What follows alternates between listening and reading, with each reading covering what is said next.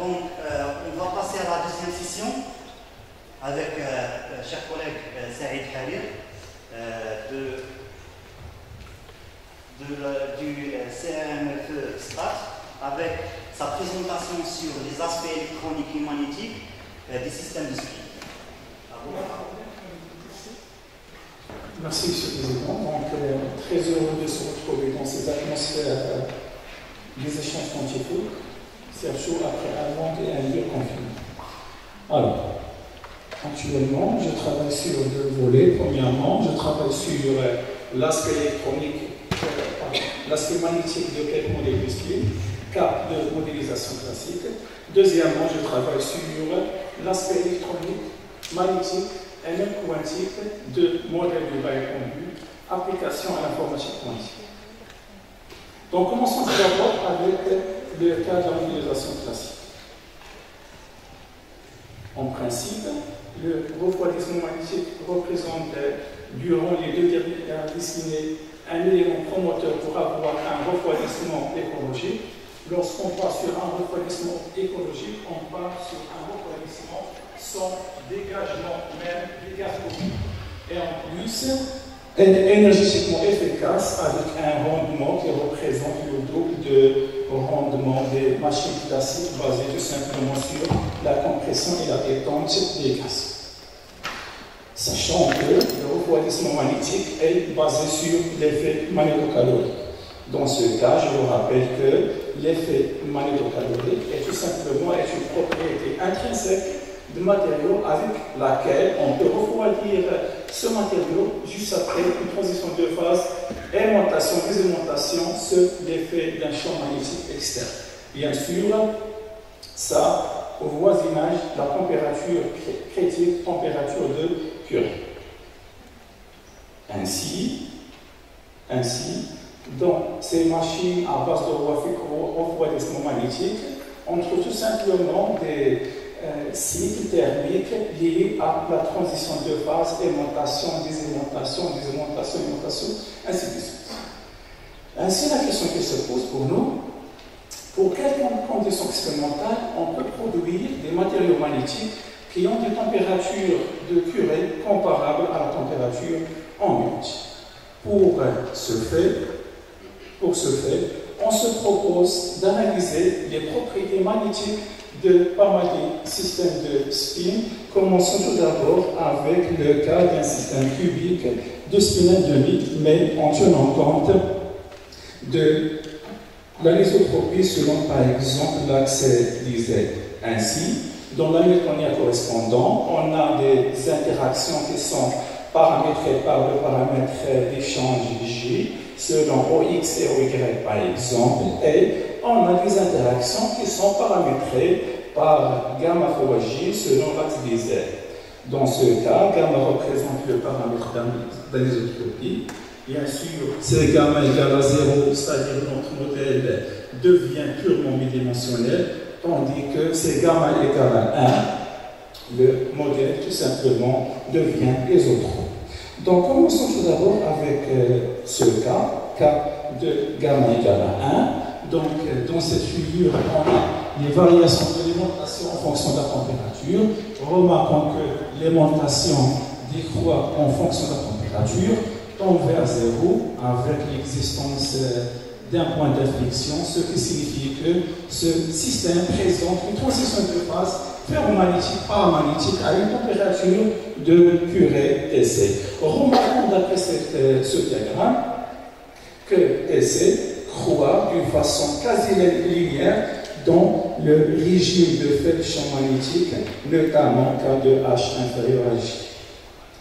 Passons maintenant à l'effet de gamma, c'est-à-dire qu'on va tenir compte de l'anisotropie selon l'axe des Z, remarquant d'après les deux figures qui représentent respectivement l'aimantation et la susceptibilité magnétique, remarquant que le système présente toujours une transition de phase avec une température critique qui croît avec H et même avec gamma. Sachant que le plus frappant pour nous est que la température de Curie prend sa valeur la plus basse pour des fonctions magnétiques, c'est-à-dire H tend vers 0, et même pour gamma tend vers 0, c'est-à-dire avec une faible interaction spin-spin selon l'axe direct. Donc passons maintenant à une autre version modélisée, mais version plus tendue, avec laquelle on va travailler sur un système à spin mélangé, notamment cas de spin 3 sur 2, 1. Dans ce cas, l'Hamiltonien correspondant est paramétré avec 3 termes d'échange, à savoir G1, G2, G3 et le champ Prestana DS et T sigma. Alors, si on a représenté les variations de susceptibilité, remarquons que même ce système présente une transition de phase ferromagnétique-paramagnétique, remarquons que la température du cœur est TC croît avec G2 et G3, mais ce qui est plus remarquable est que la valeur de TC, est quand même largement plus grande que celle trouvée dans le cas d'un système de spin seulement induit.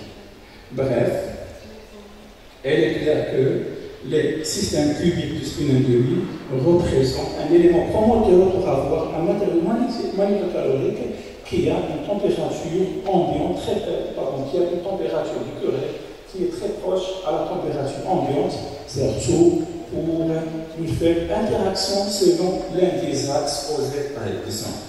Donc, on passe maintenant à la deuxième partie qui s'intéresse, qui représente pour moi le deuxième axe de recherche. Donc, on passe à la deuxième partie qui s'intéresse à l'étude, à la modélisation quantique, application de l'informatique quantique.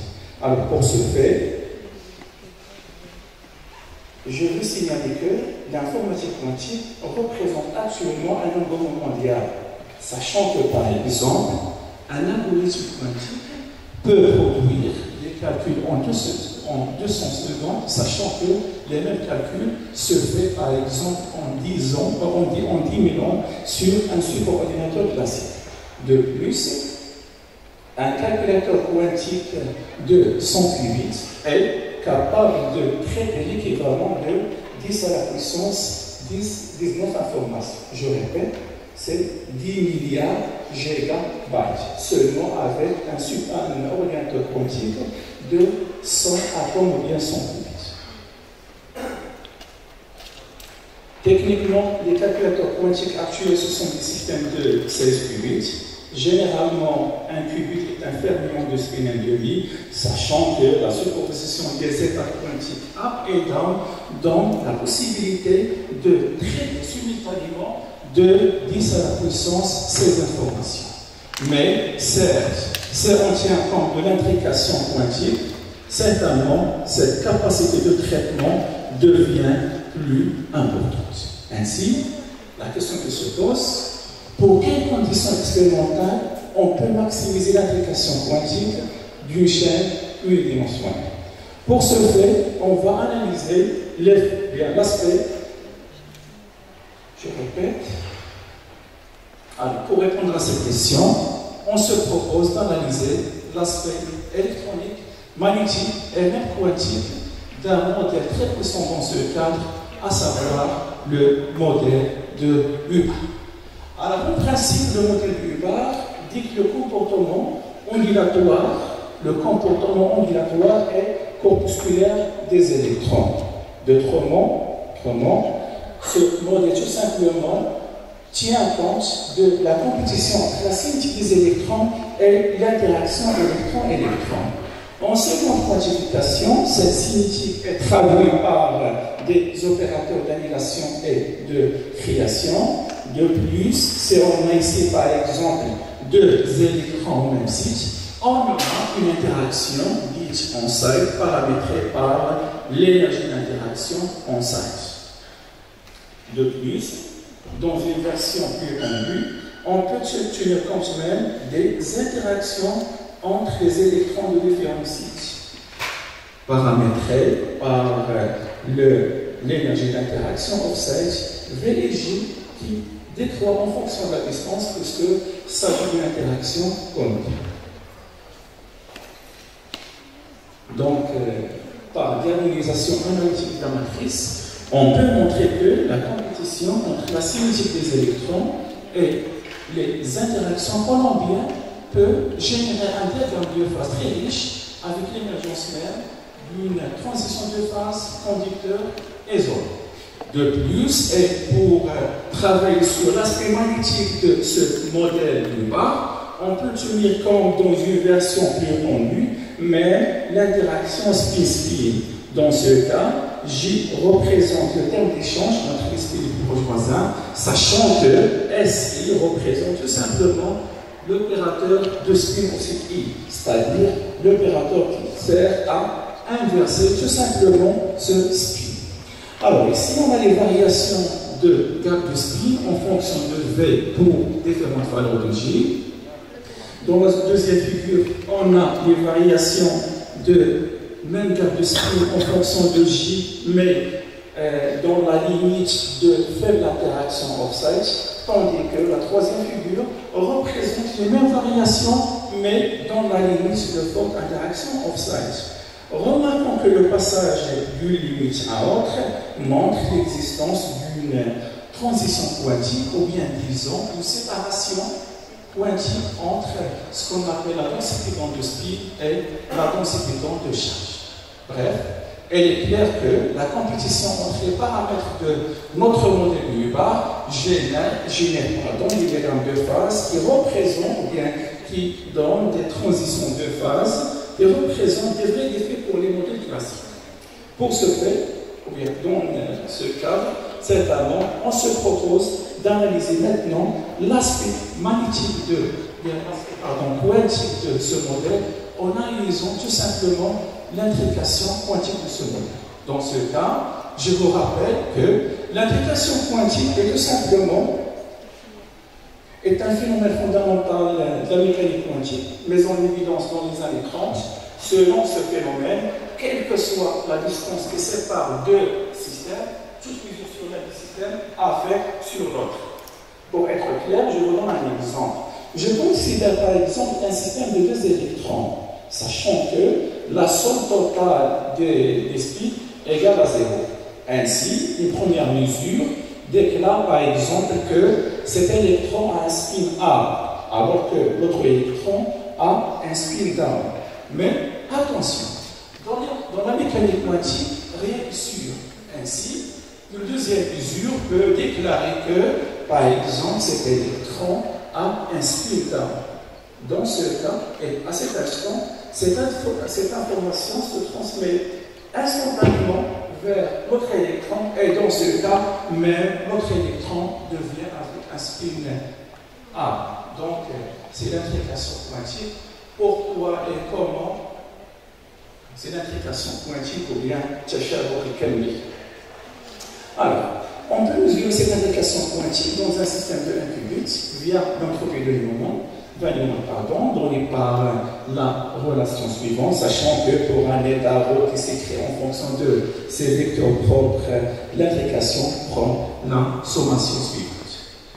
Pour le cas de modèle de barre étendue et dans la phase de charge, l'intrication quantique est donnée par l'expression suivante, sachant que Z, U+, U-, W même, ce sont des valeurs moyennes données par les expressions suivantes. Alors, on passe maintenant à la partie de discussion et résultats. Donc, ici, on a tout simplement les variations de cette intrication quantique en fonction de U pour différentes valeurs de V.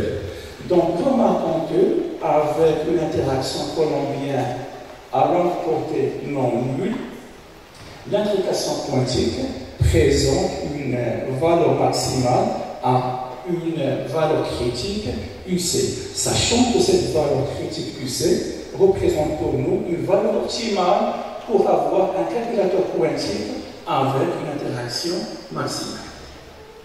De plus, pour montrer la dépendance entre la valeur critique UC et l'énergie V, on a représenté dans cette figure les variations de l'intrication quantique en fonction de U et V à la fois. Donc, premièrement, je remarque que la valeur maximale de l'intrication quantique égale à 2, quel que soit U et V égale à 2, signifie que c'est l'intrication de charge, ça nous donne 1, et l'intrication même de spin, ça nous donne un autre 1. De plus, on remarque que, d'après la projection de cette surface sur le plan UV, on remarque que la ligne U égale 2V représente tout simplement une ligne de séparation entre la densité d'état de spin et la densité d'état de charge. De plus, en termes de calculateur quantique, il est clair que pour une distance interatomique qui va vérifier la condition U égale 2V, notre système de 1 qubit se comporte même comme un calculateur de haute performance, puisque dans ce cas, l'intrication quantique sera maximale.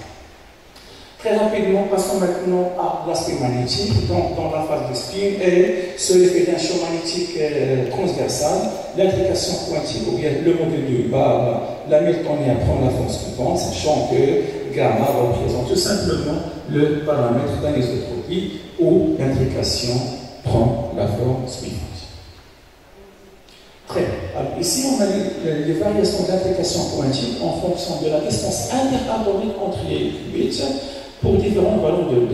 Donc, premièrement, on remarque que l'intrication quantique décroît avec le champ magnétique B. De plus, pour une distance interatomique optimale, cette intrication quantique prend sa valeur maximale qui est égale à 1. Et dans ce cas, cette intrication quantique représente tout simplement l'intrication de spin. Passons maintenant à l'effet de gamma. Je vous rappelle que gamma représente le paramètre d'anisotropie. Donc ici, on a les variations de l'intrication quantique en fonction de la distance interatomique pour différentes valeurs de gamma. Remarquons que l'intrication quantique sera optimale, et elle sera maximale pour la distance interatomique optimale qui égale exactement 1,25.